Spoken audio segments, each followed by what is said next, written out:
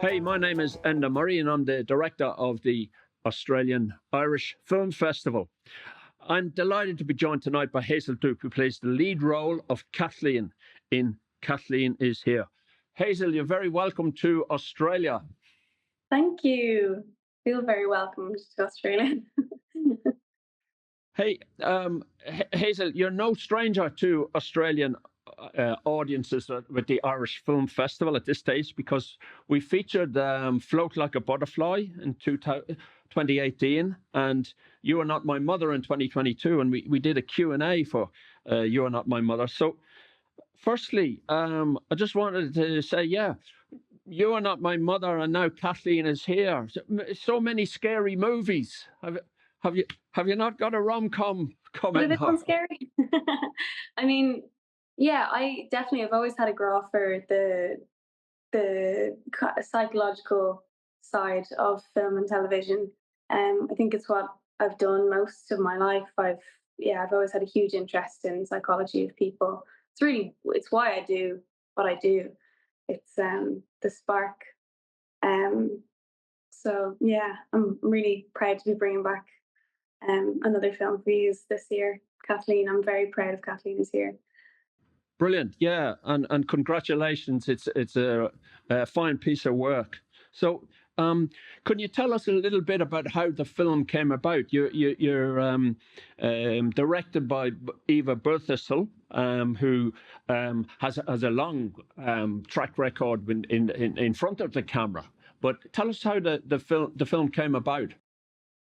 Well, Eva had an idea for this film a long time ago, years and years and years ago, and she says it was sparked by some blogs that she had seen by a girl who was in care, um, and how it really touched her. So I think that's kind of how the script came about, and I came into it about almost 6 years ago now, 5 years ago. So I read this script. It came into my inbox, and I read it, and I think I was 16 at the time, and I remember just driving into the audition, just thinking, oh my god, an absolute gift it would be to get to play this role. It was kind of everything I'd ever wanted in a film that I hadn't done yet. Um, and yeah, I went into the audition room and I did my best. And before I left, I kind of put my foot in the door and I was like, I can do this, and I really, really want to. And I adore this script and I adore this character. And I think if you let me, I can bring something to it. Um, and she said it's going to be a long time coming. Um, you're gonna have to be patient. And I got an email or a phone call a couple of days later, to say that when it did eventually go ahead, that they'd want me for the role.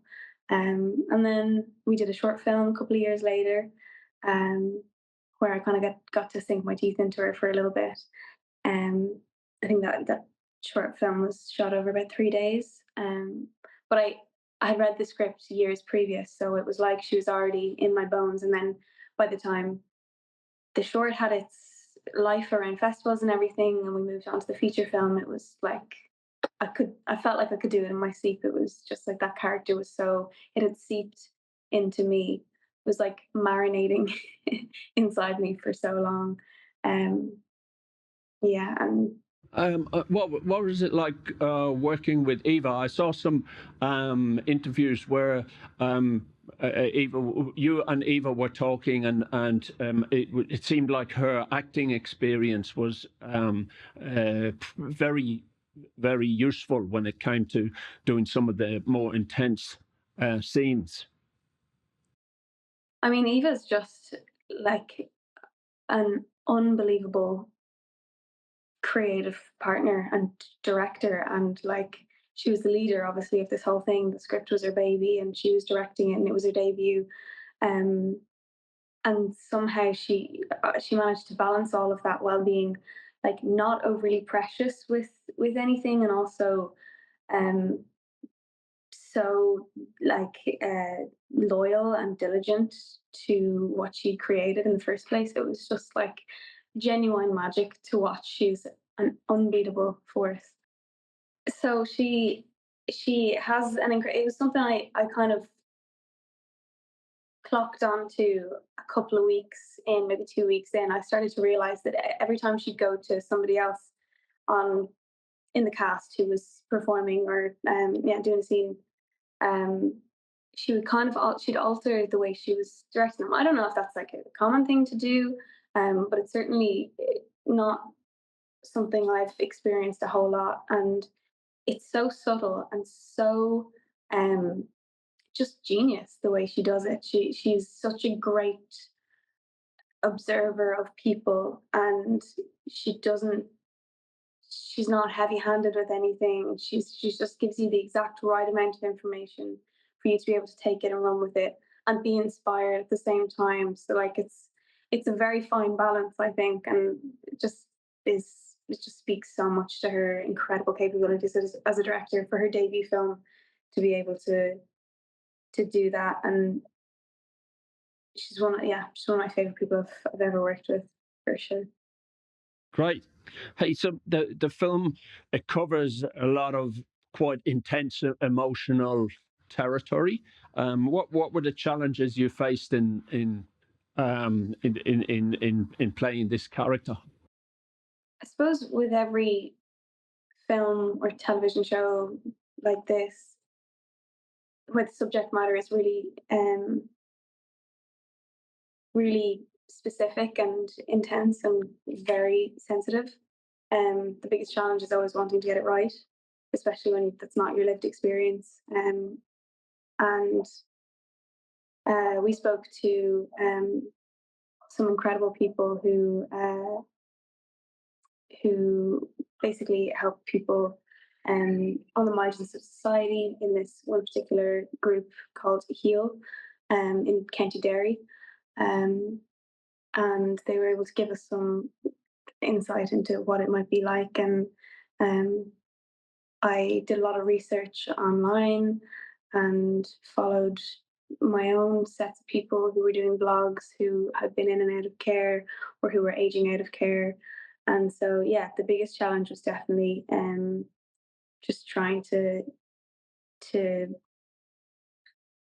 balance the thriller element of the story and also just be truly like caring and respectful and loving to the character that I have at hand. And that's always my wish, is to just keep the heart there. Yep. Great. Hey, can you think of any special moments during the making of the film? Maybe some of the lighter moments, or what sticks with you from the shoot? Well, I mean, as I said, obviously this is very like it's a tough subject to tackle, and the people you have on board, cast and crew and production, everything, it just they have to want to do it and they have to want to take care of the baby um and the story. And I think every single crew member and cast member had that, and they're just great people, like really really great people who love what they do and love the stories that they get to tell.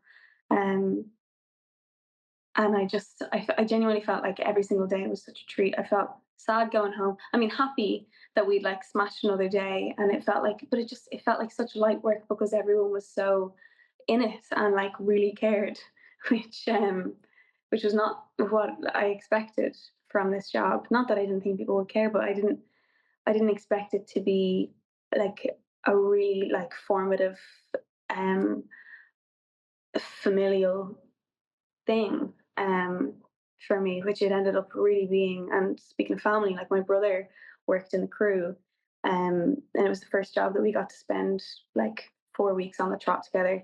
Uh, and so like it was pretty amazing to have a really tough scene and get to just go over to my brother and give him a hug and just let him like kind of pat me on the back and give me a little rock. So I decided I'd be fine after that. But I mean, working with Claire, working with Aaron, Peter, James, who plays Connor, and Leah Dawn, who plays Yvonne, like it was, I couldn't pinpoint one moment. They're all just such brilliant, brilliant artists. Um, so wonderful to get to work with them and to get to see them perform. And the laughs that we have on set, like you have to have a bit of comic relief on things like this. Um, so yeah, the laughs came from a place of like needing that lightness. Um, yeah, Thanks. And what do you hope audiences take away from the film? I hope that myself and Eva have said this both, I think, in interviews, that it's very difficult to be like, oh, I hope that this film changes people or changes the world or whatever. It's a very kind of self-indulgent thing to wish um, that your art does for people. But it is, I guess, the reason that we all make art is to um, put some kind of love back in the world when you feel like something's not making sense. Um, and I guess, yeah, that's definitely a huge, huge part of it. I think I would love for people to have a more well-rounded perception of what it could be like for somebody in care and someone who's not been given the opportunities that most people are given in life. And also just to bring to light and to really, yeah, highlight that your socioeconomic status in life is just literally down to chance. Um, and it's just an accident what family you are born into, where you're born into in the world. That's the only difference between you and somebody on the margins of society who's struggling with it. So that's something that I hope is clear. Great. I was just going to change tack and just going to ask you about Say Nothing and what was the response? What was the response from audiences for that? That was another intense series. Yeah, yeah. The response from audiences, I think, was kind of overwhelmingly positive. Obviously, you have either end of the spectrum always with film and TV, but like overwhelmingly positive. Uh, Lola Pettigrew and Anthony Boyle, put on a screening in Belfast for kind of friends and family and people in the community, kind of like a week or two after it had come out, or yeah, maybe just before it had come out. And I went up to Belfast and we all sat in the theatre and we've screened the first two episodes. And when we came out, there was just so much chatter and so much liveliness and excitement, and it felt like it could have gone one or two ways. Um, and it went the way that everyone was like so like crossing their fingers for it to go while we were filming, because we all care a lot about the north, about Belfast, and about the people and the story. And we're all aware that it's recent history. It's not that Yeah. long ago. So yeah, and the direct messages we've gotten on Instagram and that kind of thing have just been really heartwarming, really really touching, from people outside of Ireland who are feeling like they're more connected to Ireland now and their heritage and everything, from people in Ireland in the south who are feeling, a little bit ashamed that they didn't know this kind of thing before, um, and from people in Belfast who feel like they've been seen and feel like they've been given been given, I guess, the opportunity, or like almost like the green light to start talking about things that that have traumatized the community for a long time.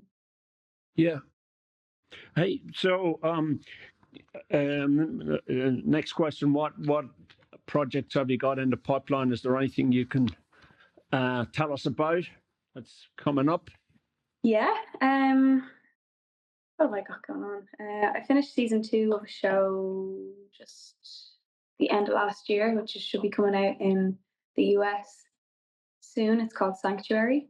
So it's a Sundance, is it? Yeah, AMC and Sundance production. Um, so that's all about witches, and I get to do a few things. um, and at the moment I'm in London filming a show called The Wanted Man, which is an Apple TV show, and that should be finishing up in November. So I guess it'll be coming out maybe next year, mid to late next year, which is a crime drama. And Hugh Laurie is our lead, Tandy Wayne Newton is our co-lead, and we have an incredible cast. Gina McKee, Fionn Whitehead, and Phil Davis. So yeah, a few epic people on set. I'm very excited to share that one. Brilliant. Look, thanks a million for taking the time to talk to us, and thanks for your great work in the movies. And look forward to seeing you again, and good luck in the future. Slán agus Bannacht. Slán.